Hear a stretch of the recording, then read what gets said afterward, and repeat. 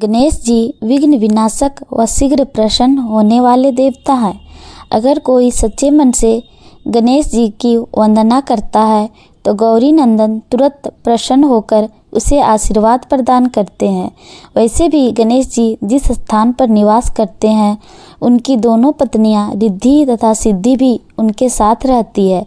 उनके दोनों पुत्र शुभ व लाभ का आगमन भी गणेश जी के साथ ही होता है। कभी कभी तो भक्त भगवान को असमंजस में डाल देते हैं। पूजा पाठ व भक्ति का जो वरदान मांगते हैं वह निराला होता है। काफ़ी समय पहले की बात है। एक गांव में एक अंधी बुढ़िया रहती थी। वह गणेश जी की परम भक्त थी। आँखों से भले ही दिखाई नहीं देता था, परंतु वह सुबह शाम गणेश जी की बंदगी में मग्न रहती। नित्य गणेश जी की प्रतिमा के आगे बैठकर उनकी स्तुति करती, भजन गाती व समाधि में लीन रहती। गणेश जी बुढ़िया की भक्ति से बड़े प्रसन्न हुए। उन्होंने सोचा, यह बुढ़िया नित्य हमारा स्मरण करती है, परंतु बदले में कुछ नहीं मांगती। भक्ति का फल तो उसे मिलना ही चाहिए। ऐसा सोचकर गणेश जी एक दिन बुढ़िया के सम्मुख प्रकट हुए तथा बोले, माई, तुम हमारी सच्ची भक्त हो। जिस श्रद्धा व विश्वास से हमारा स्मरण करती हो, हम उससे प्रसन्न हैं। अतः तुम जो वरदान मांगना चाहो हमसे मांग सकती हो। बुढ़िया बोली, प्रभु, मैं तो आपकी भक्ति प्रेम भाव से करती हूँ। मांगने का तो मैंने कभी सोचा ही नहीं, अतः मुझे कुछ नहीं चाहिए। गणेश जी पुनः बोले, हम वरदान देने के लिए आए हैं। बुढ़िया बोली, हे सर्वेश्वर, मुझे मांगना तो नहीं आता। अगर आप कहें तो मैं कल मांग लूँगी।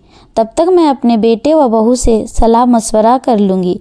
गणेश जी कल आने का वादा करके वापस लौट गए। बुढ़िया का एक पुत्र व बहू थे। बुढ़िया ने सारी बात उन्हें बताकर सलाह मांगी।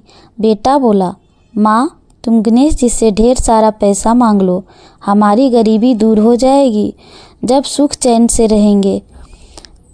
बुढ़िया की बहू बोली, नहीं, आप एक सुंदर पोते का वरदान मांगे, वंश को आगे बढ़ाने वाला भी तो चाहिए। बुढ़िया बेटे और बहू की बातें सुनकर असमंजस में पड़ गई। उसने सोचा, यह दोनों तो अपने अपने मतलब की बातें कर रहे हैं। बुढ़िया ने पड़ोसियों से सलाह लेने का मन बनाया। पड़ोसन भी नेक दिल थी। उसने बुढ़िया को समझाया कि तुम्हारी सारी जिंदगी दुखों में कटी है, अब जो थोड़ा सा जीवन बचा है वह तो सुख से व्यतीत हो जाए। धन अथवा पोते का तुम क्या करोगी अगर तुम्हारे आंखें ही नहीं है? यह तो सांसारिक वस्तुएं तुम्हारे लिए व्यर्थ है, अतः तुम अपने लिए दोनों आंखें मांग लो। बुढ़िया घर लौट आई। बुढ़िया और भी सोच में पड़ गई। उसने सोचा, कुछ ऐसा मांग लूं जिससे मेरा बहू व बेटे सबका भला हो। लेकिन ऐसा क्या हो सकता है? इसी उधेड़ बुन में सारा दिन व्यतीत हो गया। बुढ़िया अभी कुछ मांगने का मन बनाती तो कभी कुछ, परंतु कुछ भी निर्धारित न कर सकी। दूसरे दिन गणेश जी पुनः प्रकट हुए तथा बोले, आप जो भी मांगेंगे वह हमारी कृपा से हो जाएगा, यह हमारा वचन है। गणेश जी के पावन वचन सुनकर बुढ़िया बोली, हे गणराज, यदि आप मुझसे प्रसन्न हैं तो कृपया मुझे मन इच्छित वरदान दीजिए। मैं अपने पोते को सोने के गिलास में दूध पीते देखना चाहती हूँ। बुढ़िया की बातें सुनकर गणेश जी उसकी सादगी व सरलता पर मुस्कुरा दिए।